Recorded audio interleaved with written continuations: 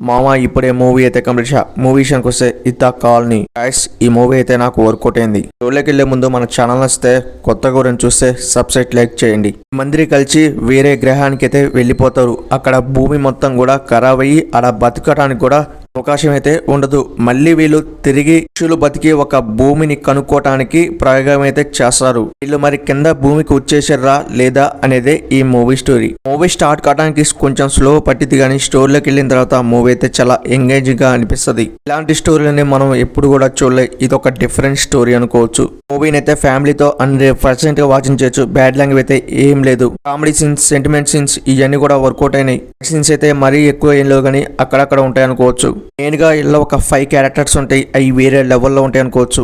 వరకు కూడా ఓకే అనిపించింది. సెకండ్ హాఫ్ స్టార్ట్ అయిన తర్వాత అలా గ్రాప్ పెంచుకుంటూ ఈ మూవీ స్టార్ట్ అయింది అనుకోవచ్చు. మూవీ స్టార్టింగ్ కాంచి లాస్ట్ ఎండింగ్ దాకా కూడా నాకు ఎక్కడ కూడా లాగ్ అనిపించలే. మీకు ఈ మూవీ కావాలంటే అమెజాన్ ప్రైమ్ లో దొరికిద్ది.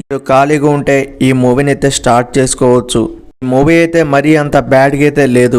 1 టైం వాచ్ ఈ మూవీ చూసేటప్పుడు వేరే ప్రపంచంలోకి వెళ్ళిపోతారు. భూమి మీద ఎంత కష్టపడతారంటే వాళ్ళు బతకడం కోసం ఎన్నో ప్రయోగాలు చేస్తారు.